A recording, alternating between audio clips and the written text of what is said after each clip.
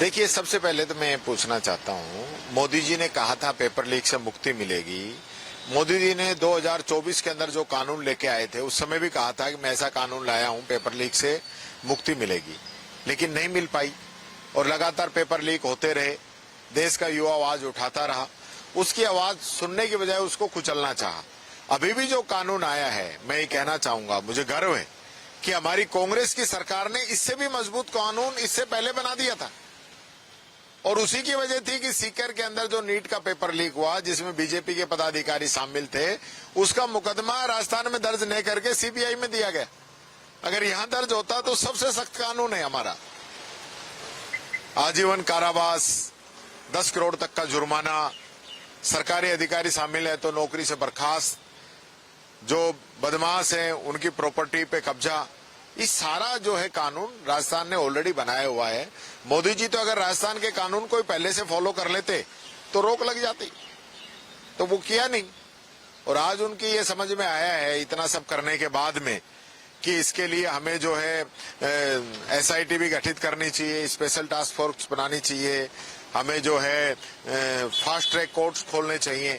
तो ये अब तक समझ में नहीं आया था। 12 साल से आप प्रधानमंत्री हैं, लगभग 100 पेपर लीक हो चुके, तो आपको पहले क्यों नहीं पता चला? मुख्यमंत्री का व्यवधान है, कहा जा रहा है कि अमित शाह जो है वो रिप्लाई डे जो हिंसा हुई थी बच्चों के। देखिए, पहले दिन से डिमांड है राहुल गांधी जी की कि जो दिल्ली की हिंसा है उस पर गृह मंत्री का जवाब आना चाहिए।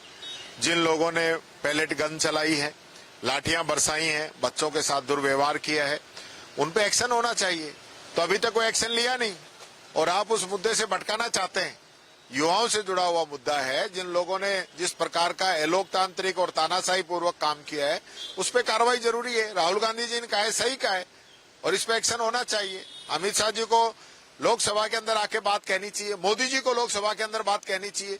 वो रील्स डाल डाल के वायरल कर रहे हैं। आप सदन चल रहा है, देश की सबसे बड़ी पंचायत चल रही है, वहां जाइए, वो लोकतंत्र का प्लेटफॉर्म है जो आपको मिला हुआ है, उस पर जाके अपनी बात कहिए, वहां तो बोलते नहीं है।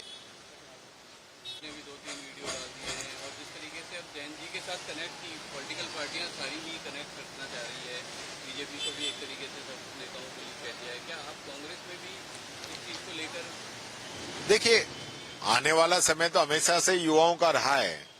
युवा हमारे देश का भविष्य है, इस देश की नींव है। आज युवा क्या सोचता है ये हमें पता होना जरूरी है। जिसको मोदी जी ने एकदम ठुकराने का काम किया है, मोदी जी भूल गए कि हकीकत क्या है, युवा क्या चाहता है, बच्चे क्या चाहते हैं। क्योंकि आज जिस प्रकार का एजुकेशन सिस्टम कोलैप्स करने में ये लोग लगे हुए हैं, कोचिंग माफिया अपना पूरा पैर फंसार रहा है, पेपर लीक माफिया अलग से चल रहा है, तो युवा जाए तो जाए कहां? और वो अपनी बात आजकल इंस्टाग्राम पे ज्यादा कह रहा है, जैन जी ज्यादा वहां पे है। तो निश्चित तौर पर हम सब लोग जुड़े हुए हैं, ऑलरेडी मैं जुड़ा हुआ हूं।